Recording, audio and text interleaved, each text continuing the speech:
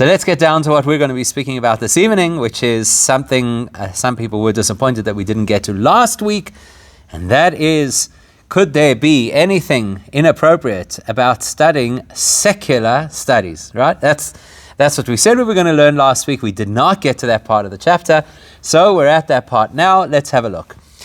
Background, we're talking about things that impact the person in such a way that after they pass away, they are going to have to go through a spiritual rehabilitation. That's been the focus of this part of this chapter. For example, we said if a person eats food that is non-kosher, how do they cleanse their body?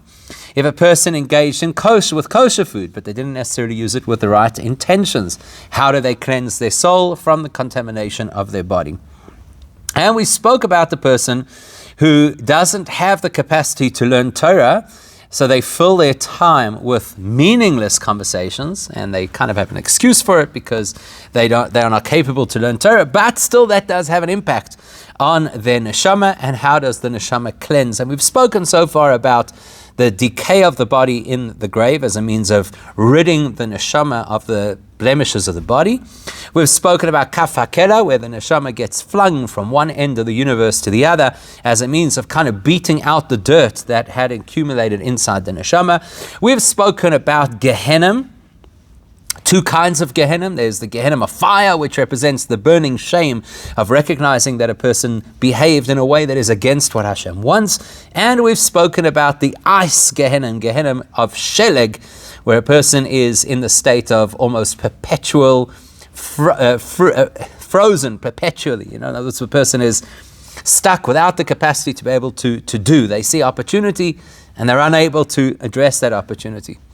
Now, because we spoke about what happens when a person could be learning Torah and they don't, that's the last example that we used, and we said that is part of the Gehenna Shel Sheleg experience, because a person could have been learning and instead they were not learning. So there's an opportunity for connection and for growth, and they didn't take that opportunity. So they're frozen in space and they're unable to propel themselves forward. That's how the person ends up in the ice Gehenna. So because that was the last thing we spoke about, that's what's going to lead us to have the conversation around, well, what happens if instead of a person filling their mind with Torah, not only do they fill their mind with nothing, but instead they fill their mind with other alternatives. That's what we're going to be learning about this evening. So it's page 34 in the book, assuming you got the book. Alternatively, I'm going to pop it up on the screen for the people who are on the screen. And we are, if you're in the book, it's quite easy to find. Just over halfway down the page, you will see a full stop. That's where we are. The word is v'chein. That's the word that we're going to be starting with right at the end of the line. Second last word. It's exactly where we started last week. I'm just going to do that so we have the flow of where we are up to. So v'chein, it was just over here on the screen, and we just got back there. V'chein mi. Okay, v'chein mi. So this is a review of information we already learned last week. And then we'll get to the part that we were hoping to get to last week and didn't. And we'll get to it now. V'chein, likewise. Mi she'ef shaloi la'asik b'Torah, a person who had the opportunity to learn Torah. What would be that you had the opportunity to learn Torah? You have some spare time. You've got access. Once upon a time, access meant that you have to have a library. But today, access means you just have to have an internet connection, and then you'll have access to Torah. So the person had the opportunity to have the access, and instead, for oisek bidvarim b'teinim, instead of engaging in Torah, the person engages in meaningless pursuits, or as they like to call it, the board game, trivial pursuits, right? So a person's got this opportunity. You could be learning Torah, you could be connected to Hashem, and instead the person wastes their time. So then we say, Ein kaf hakela levadoi moyel lenafshoi. Just that experience of flinging the neshama back and forth across the heavens is not going to do the trick to cleanse this soul. Lemorko ulezakacha, to cleanse and refine it. Rak oinshim chamurim. Instead, the person will have to undergo some really challenging and difficult processes, shemanishim al bitul Torah biprotus, which are specifically designed to cleanse a soul that wastes the time of learning Torah. So Hashem has this toolbox, apparently, which includes very specific consequences and responses for the person who did not learn Torah when they could have. Melevad oynish hakloli lechol bitul mitzvahs aseh machmas atzlus, and that is over and above the generic consequence for a person who skips any positive mitzvah that they could have done, and the reason they skip it is because they're feeling bland or down or lazy. And that is begehenim shel sheleg kimuvur b'mokim acher. That is the Gehenim of snow, the frozen over Gehenim that is explained and described in various places. Okay, that's what we got up to last week. And so we kind of left off with the possibility of a person being in the state of literally being frozen. Okay. That is, if a person doesn't learn Torah, and in the time that they could have learned Torah, they just do nothing meaningful. The question is, what happens if the person could have been learning Torah, in other words, they could have used their brain for Hashem's purpose, and they choose instead to use their brain, but for something else? V'chein ha'oisek b'chochmois ha'umois, okay? Or chochmois umos ha'olam. So what happens when a person engages in the wisdom taught by other nations? In other words, any intellectual content that is not Torah content. So what would fit into that would be the sciences and the arts and philosophy. And we're not talking over here about a person who's learning about alternative religions, because that's prohibited according to Judaism. We're talking over here about a person who has an interest in learning about business, who wants to qualify in a particular area of life, to have a degree.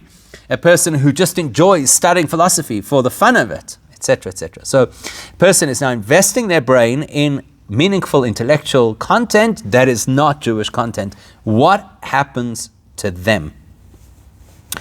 So two things. Number one, Bichlal Dvorim Betelim Yechoshev Le'inyan Avoin Bitul Torah. Now here's a really important thing. You get, and we've discussed this previously, you really get two types of people, or two groups, two schools of thought about how we're supposed to view doing something wrong.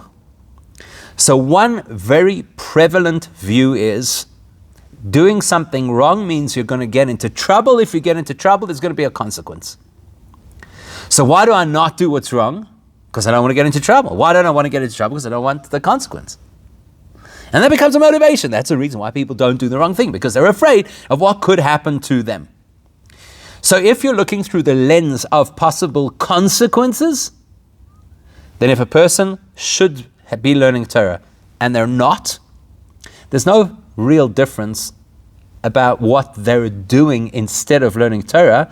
There's a consequence for wasting time when you could have learned Torah. Okay? So if the person is playing Pac-Man, I don't even know if I think that this crowd is probably safe to reference Pac-Man. There are probably people who have no idea what that is. Or if, I guess the equivalent today would be if somebody's playing Wordle, right? Or if the person is studying Socrates, it really makes no difference.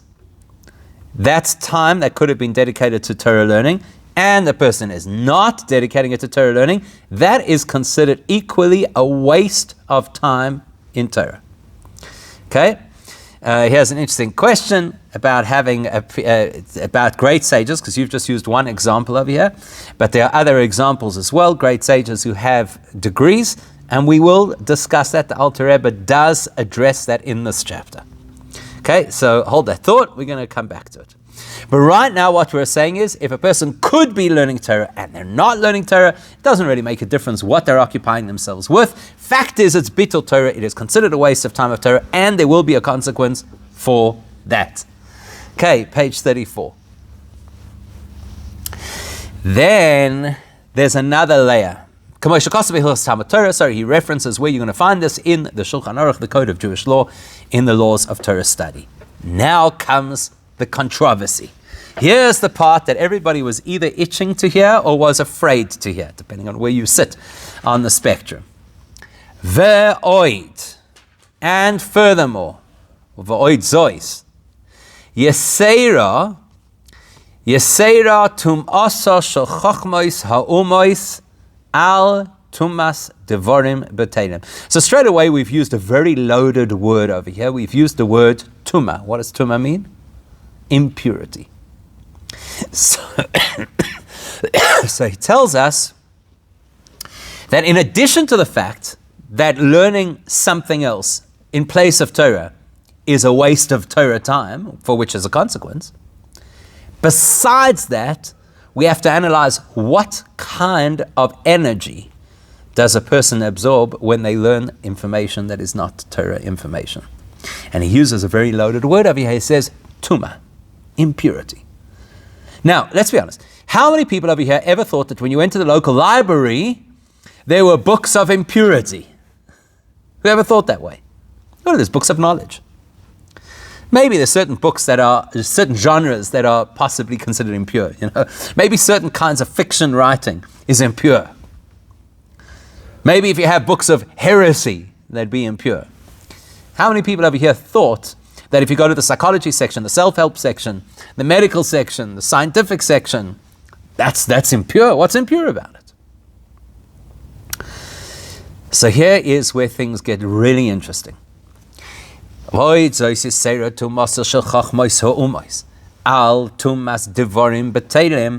is a certain impurity that a person attracts towards themselves. Remember, impurity is an energy, so there's a certain unhealthy energy that a person attracts towards themselves when they fill their time with meaningless activities. But it is not as bad or as severe as the impurity that a person attracts when they learn information that is not Torah information. Why is that? So I'm going to run through what he says and then we'll unpack it.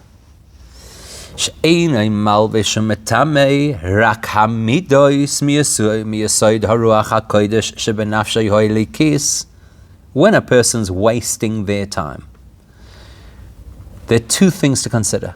Number one, how deeply this will scar them. Number two, how toxic is the energy that they're absorbing.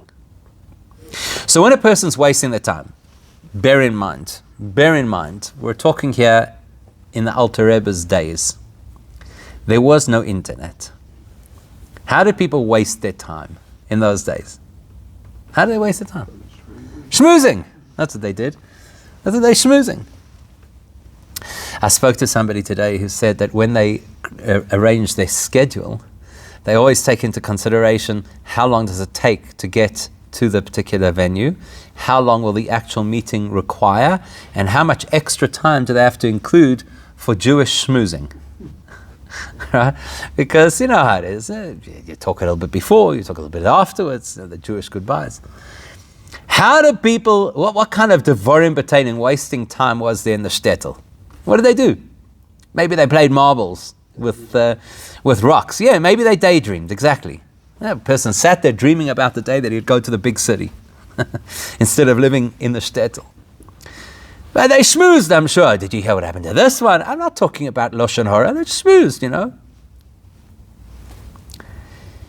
So whatever the Alter Rebbe says over here about the level of toxicity in wasting time, we have to consider, is it a little different in our generation? Because it is possible, thanks to the internet or TV or whatever the case, it is possible that when a person wastes their time, they are actually enmeshed in really toxic stuff.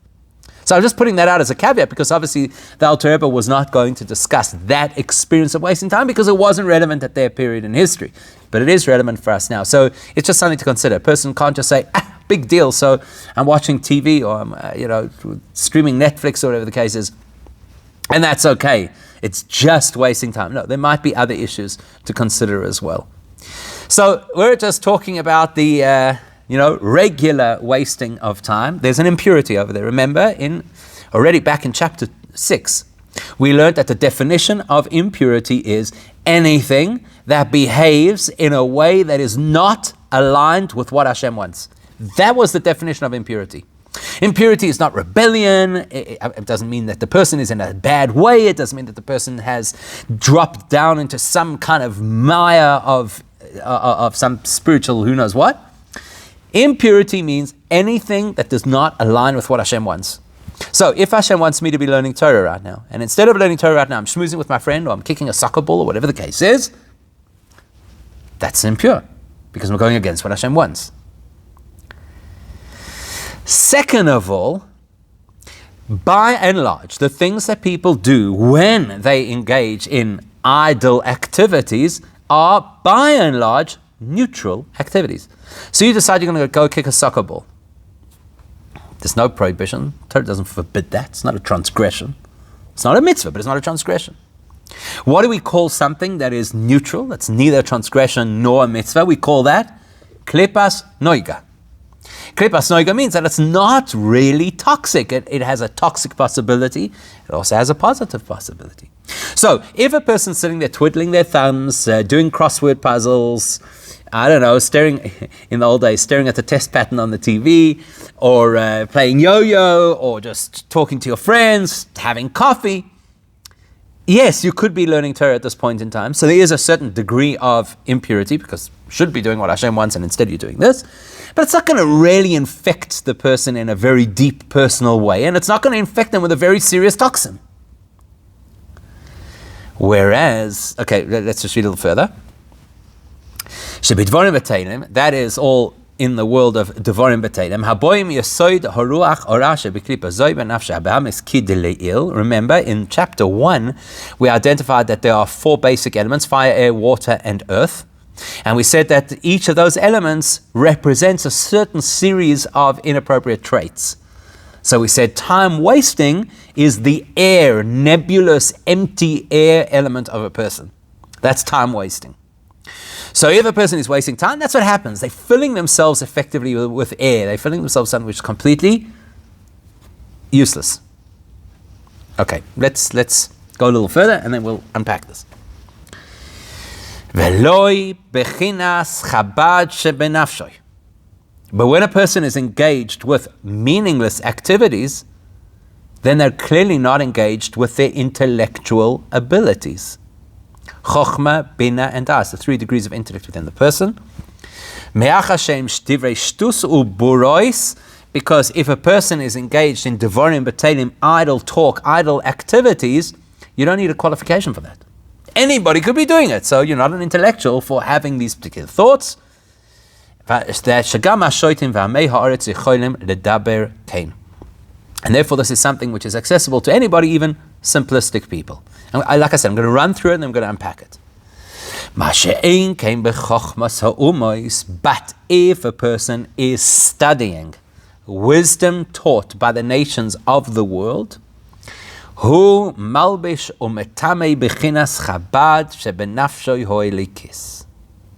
then the person is contaminating their intellectual components. Their neshama's capacity for intellect is now being used for something that is not so kosher. And that is betumas klipas noiga she bechochmois elu, with the impurity of also neutral, because nobody here is suggesting that these are things which are evil. They're neutral. But it's still a klipa, it's still got a degree of impurity, and it's infecting the brain. Okay, let's understand what's going on here for a moment. The first thing that we have to consider is that what distinguishes a human being from every other living creature is our intellect. That means that on the one hand, our intellect is our greatest asset. On the other hand, our intellect is the most susceptible part of who we are. For example, if you had to go into theater when they're doing brain surgery, so everybody understands that if a doctor is performing brain surgery, it has to be an absolutely sterile environment, because even the tiniest speck of something which doesn't belong could be absolutely devastating, maybe even fatal to the patient. That's the brain.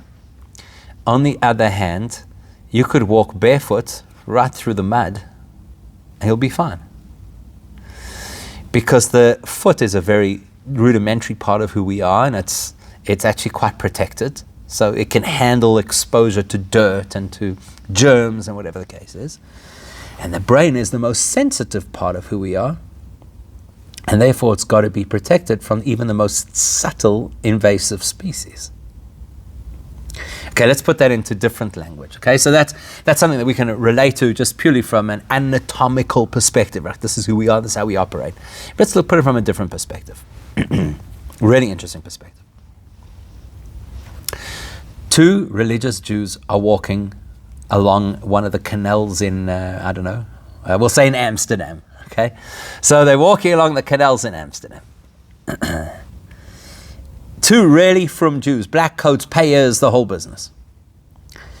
And the next thing, they see that there's a woman flailing, clearly doesn't know how to swim, looks like she's drowning in the canal.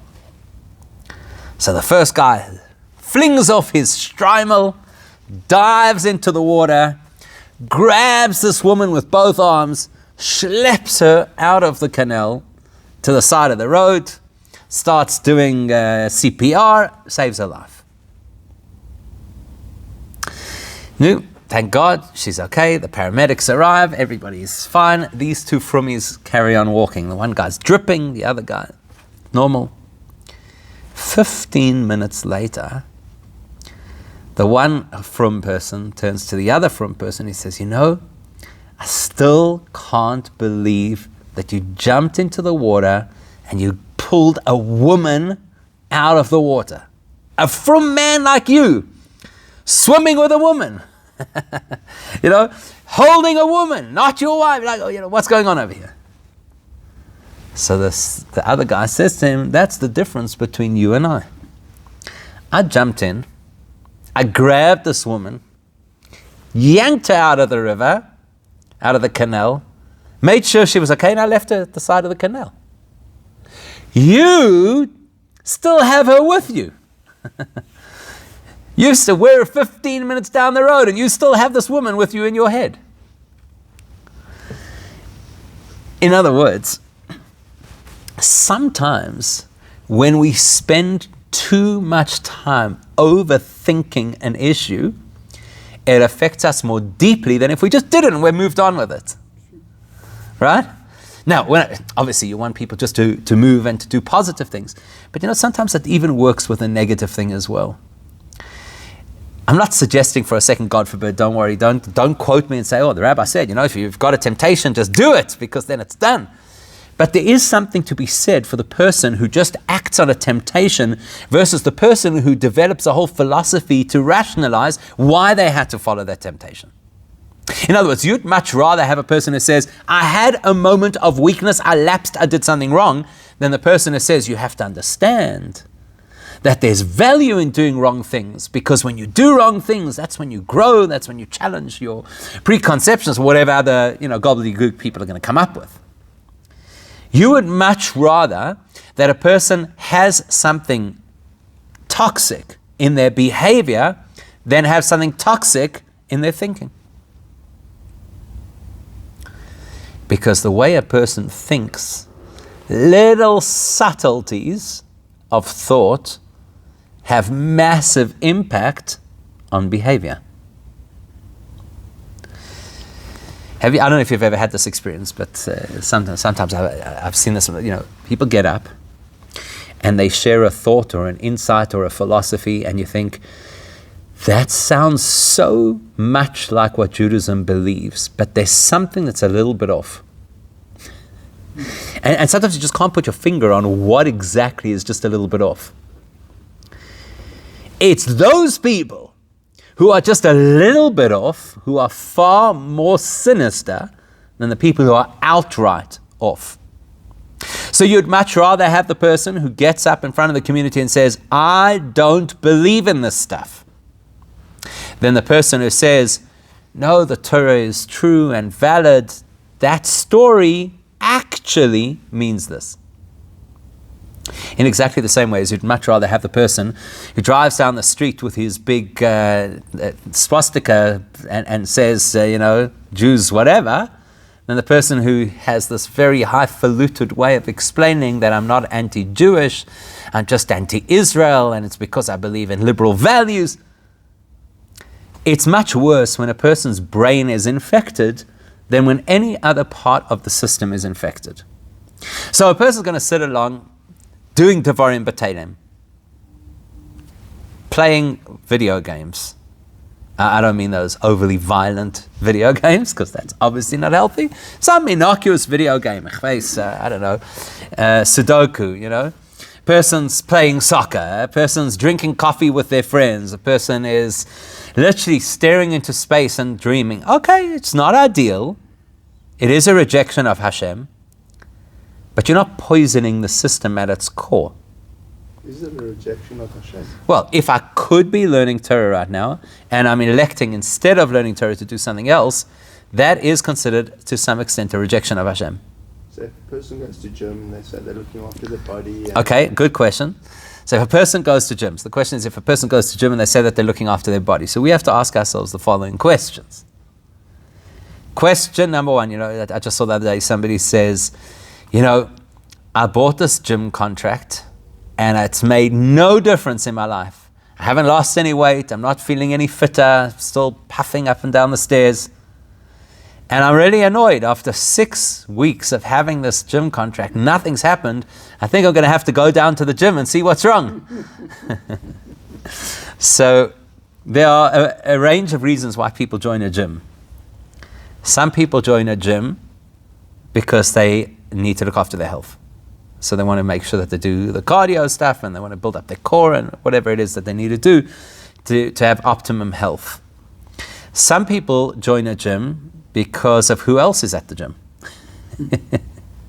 Right? It's the see and be seen experience of going to the gym. And some people join the gym because they need to have that physique that everybody's going to say, ooh. Right? So if a person joins a gym for the second two options, that would be a rejection of Hashem. If a person joins a gym because they need to be healthy, well, then you just got to ask yourself one other question. Is the gym an halachically appropriate place to be? But the concept of exercise is, as the Rambam says, to have a healthy body is one of the core principles of serving Hashem. So it's not an automatic rejection of Hashem. And by extension, if it is important for a person to have some leisure time, you have to remember, again, in the shtetl, they didn't have to have leisure time. Right? They weren't running from meeting to meeting and sitting in the car and feeling stressed and juggling 3 jobs and then doing lifts for their kids. And in the shtetl, what did you do? You got up in the morning, it's like the Fiddler on the Roof song, sunrise, sunset. You got up in the morning, you did various things. You generally had time on your hands. You didn't have to book off time in order to have leisure. So in today's world, it could well be that for our own mental health, maybe we do have to have some leisure time. They tell the story, it's a well-known story that the Rebbe once told at a public address about the Maharshal, who was this tremendous Torah scholar, and he was a communal leader, and he was a professional, he was a doctor, but he made a point every single day to take a walk for half an hour, and during that walk he cleared his mind of everything.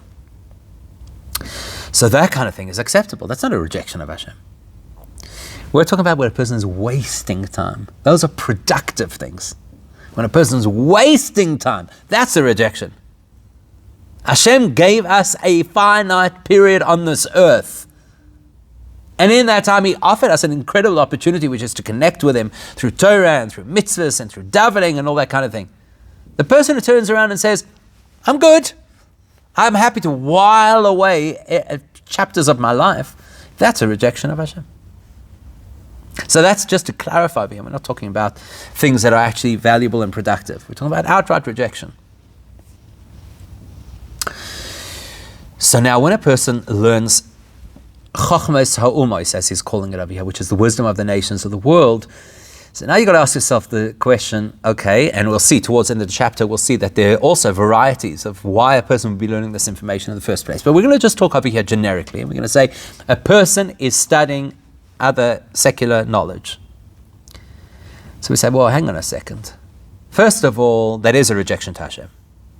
You want to learn something, you want to use your mind. Use your mind for what Hashem has given us. It's an infinite resource. It taps every known subject. You want to learn philosophy, there's philosophy in Torah. You want to know about medical concepts, and medical concepts in Torah too. Here the person's choosing instead to learn information that comes from other sources. Now the problem with information that comes from other sources is you've got to ask yourself, Who are the sources? One of the things we're going to learn in this chapter, towards the end of the chapter, is that there are a very limited amount, or a very limited range of subjects that you could call pure subjects. Most subjects come with a particular bias, a preconception, and so on. So, for example, philosophy is not a pure subject. Philosophy depends who the philosopher is, what their view on life is all about, what their moral standards are. It's not a pure subject. You can't say that there's like empirical philosophical principles that are absolute. No, the whole point of philosophy is that we debate and we discuss and we explore and we try and understand what's going on. Maths is a pure subject, right? Maths is a pure subject. 3 plus 3 equals 6. There's no debate. It's not philosophy. It's empirical. This is how it is. So as we will see as we go through the chapter, we're not so concerned about subjects that are pure subjects, the pure sciences. Our primary conversation over here is about subjects which are subjective. Even history. Okay? History is one of the most fascinating subjects you could ever learn. Firstly, because it's so interesting to know what happened at previous times in the story of the world. But the other reason that history is so fascinating is because of how biased it is. And you suddenly realize this is not the story of what happened. This is a particular perspective on what happened. And as the old cliche goes, history is usually told by the victors, not by the victims. So there's a specific bias that is associated with history. So that's what he's saying over here. When a person learns information, and that information comes from a non-kosher source, from a non-Jewish source, and it's not founded in Torah, it's not founded in divine wisdom. So you have to understand, this is, now you're putting things into your brain that are not necessarily healthy. And the expression that he uses over here is malbish. Malbish. Now you'll remember this possibly from chapter 4. You know what happens when you learn? We learned in chapter 4 the difference between when you learn and you do anything else. Learning is the only human experience where a person becomes completely enmeshed in the subject matter. So for example, if somebody was telling me that they had to have a particular procedure that they had to do. The procedure included a certain cream that had to be put onto their skin, and then they had to irradiate the cream. So it's a really uncomfortable process. And then what happens afterwards? You take off the cream, and the sensation from the radiation subsides, and the person goes back to normal. But when something gets inside your brain, how do you get it out? It's in your brain. And you know what the funny thing is? Very often when something gets into our brain, months later, even years later, it colors our perspective, and we don't even realize that that's what colored our perspective. If you actually stop and think about it, there's a great chance that there are certain things that you believe in life and you don't even know why you believe them. You know, you often hear that, person, we learn something in shul or whatever, and a person says, I never knew that was the case. I never knew. It's not, what do you mean that you never knew? At some point earlier in your formative development, somebody taught you something that embedded itself in your mind. You haven't thought about it in great detail ever since, but now that shapes how you think. So it's quite insidious, how information creeps inside our brains and forms our biases and our perspective without us even realizing it. There's all this subliminal suggestion that happens as we're learning things. So that's why we have to be so cautious. What do you put into your mind? In the same way as the brain surgeon has to be so cautious that there's no slight contaminant that could get inside the brain, we have to be cautious that we don't have anything that could get inside our minds and infect us with attitudes or perspectives or insight that are not aligned with what Hashem really wants, because the results could be quite devastating. So that's why he says, yes, there's the problem of you could have been learning Torah and you're learning this, and that's a problem, we've got to deal with it. He says, but realize there's another problem happening here too. You're feeding your brain stuff that your neshama should never be exposed to. And then he tells us something really, really fascinating. He says, where does this wisdom come from? You know, that the Gemara uses an expression. It says, "Chochma bagoyim tamin," that if you find that there are wise people amongst the nations of the world, or if you encounter deep teachings from the nations of the world, you should believe that is obviously possible, because at the end of the day, that is how Hashem designed the world, that there are many wise people. We do not have a monopoly on wisdom. So chochma bagoyim tamin, you have to acknowledge that there's great wisdom in the world. How did it get there? How did it get there? Okay, you'll say, well, it's a biological process that some people are, designed to be smart, and it doesn't matter what nationality you are. That's true. But where did the wisdom come from? Not where did their brain power come from. Where did the wisdom come from? So listen to what he says. Fascinating. Shenoflu shama b'shviras hakelim mi bechinas achorayim shel chochma dikdusha ki yadua leyoidei chen. The Alter Rebbe tells us one of the most incredible insights ever. All wisdom that exists draws on Torah wisdom. Not all wisdom is a healthy version of Torah's wisdom. They tell a story that once in Russia, there was a group of Hasidim, and they were traveling, and they had a lot of time in their hands. So one of the conversations that they had while they were traveling was, out of the different political systems, which is the one that Judaism would best support? In other words, which one is most aligned with Torah values? I actually saw somebody today make a good comment that it's not relevant so much to us, but in America, where everything is so politicized. So somebody made a comment, Judaism is neither Republican nor Democrat. Right? The Torah is not a political system. So they had this whole debate. Which political system is the one that is most aligned with the Torah? So there was an argument in favor of socialism, there was an argument in favor of communism, there was an argument in favor of capitalism, there was an argument in favor of a monarchy, and each one of these were like very educated people. And so each perspective, they brought Torah sources and so on and so forth. The previous Rebbe, the Friedrich Rebbe, was together with this group, so they decided to ask him, what's the correct answer? Which of the political systems is the one that is most aligned with the Torah? And his answer to them was really simple. Every political system, like any intellectual process, must have grains of truth in it.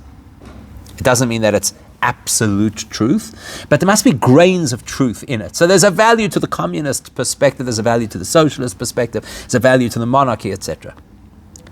That grain of truth is a spark of God's wisdom from Torah. Every type of wisdom that exists tracks its way back to Torah.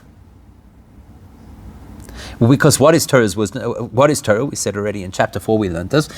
Torah is divine wisdom. There cannot be wisdom outside of divine wisdom. That would be the same as saying that there's another entity besides God. It can't be. It's not possible. So if there's wisdom that exists, it has to track back to original wisdom, which is Hashem's wisdom. How do you get from Hashem's wisdom to some of the weird and wonderful types of intellect that exist out there? Because let's be honest, even in today's world, you have entire segments of the scientific community who put forward what appears to be quite intellectual arguments for things that are completely against what Judaism believes. So how can you tell me this is wisdom from the Torah if it's so cockeyed? And the answer to that is a principle called Shviras HaKelim, which is a fascinating principle. It's a very big principle in Jewish mysticism, in Kabbalah and in Hasidus. The principle of Shviras HaKelim, it's probably beyond the scope of what we have time for over here, so we're going to do the absolute executive summary of what it means. It means as follows. An explosion is always the result of tremendous power. That's what causes an explosion, whether it be dynamite or whether it be a nuclear bomb. The principle is the same. You have a tremendous amount of energy that cannot be contained, and so it explodes outwards. And what happens with an explosion is you get shrapnel that flies in all kinds of random directions. So let's say, for argument's sake, you had I'll use a bizarre example. Let's say that you had a big diamond, and you were able to blow up the diamond. You now have diamond shards in the most weird places. like maybe embedded in a wall somewhere, or stuck in a piece of soil, or whatever the case is. And it's not where diamond belongs, but it's because of the explosion that's where it lands up. So there's this mystical concept that the way Hashem designed the world is that in addition to our world, when I say our world, I don't mean planet Earth or even our universe. I'm saying the entire structure of our world, which includes all the spiritual manifestations as well. In addition to that world, which is very structured and very hierarchical, Hashem created a parallel world, which is a place of very, very, very intense energy, and that can never be contained, so it always explodes out. And as a result of that, you get very powerful energy that lands up in very unexpected places. So that's what we call Shviras HaKelim. There's like the system of collapse. There's this massive explosion of energy that lands up flying all over the place. And as a result of that, you've got particles of divine wisdom that land up becoming the seeds of entire schools of thought in what at least to the human eye appears to be a completely random process. So let's say you take the seed of something which is true, which is absolute, and you plant with it, but then you somehow mutate the plant, you're going to land up with something that doesn't look healthy at all. I'll give you another example if that's too far-fetched. Here's a simple example. Remember when the spies came back from Israel? What was the first thing they said when they came back from Israel? Because we know that the spies was a debacle, right? It was a complete fashla, as we say in Hebrew, right? What was the first thing they said when they came back? It's a land flowing with milk and honey. Why? Because if you don't have the kernel of truth, you cannot build your philosophy. But if you have the kernel of truth and you have a corrupted version of that truth, then the philosophy that you build is a very unhealthy philosophy. That's what happens with the spies. Spies come back and they tell truths. It's a land flowing with milk and honey. Look at the fruits, and they bring samples back. It's a land of very powerful individuals. All of that is true. Then what they do next is they corrupt that truth and say, it all indicates that we'll never be able to conquer this land, because if that's the size of the fruit, can you imagine the size of the people? And it's a land that swallows up its inhabitants, which was despite the fact that Hashem did that deliberately to protect the spies while they were there. So that's what happens. You start with this kernel of truth, but then you go 1 degree off course and you land up on a different continent. The wisdom that is taught in other circles, in other societies, the wisdom that he's calling of Yachochmos HaUmos, the wisdom of the nations, they all have a kernel of truth in them. But then it gets totally corrupted. What happens is when you start learning it, you first notice the kernel of truth, and it resonates, and that's the bait, and that's what gets you learning. And then you no longer realize that what you're being fed is now a corrupted version of that truth, and there we go down the line. That's why he says we've got to be so careful what we study. If you want to study wisdom, the ultimate source of wisdom is God's wisdom. So start there. Don't go somewhere else in the exploded, this mangled version of wisdom that's landed up elsewhere. Go to the source. If you don't go to the source, you're now sticking toxic energy inside the most sensitive and most important part of the entire system, your brain. So a person who could be learning Torah and instead decides to learn wisdom from other places is wasting time where they could be dedicated to Hashem, and that's a problem in its own right. And the person is having a negative impact on their own brain and on their own neshama, because they're feeding themselves stuff that will take us on a journey that is completely corrupted. There is an exception, or a set of exceptions, and that's what we're going to learn about, please God, next time. Exceptions to this rule. When, how, and who is permitted actually to study these so-called foreign wisdoms. But like I said, we'll do that next week, please God.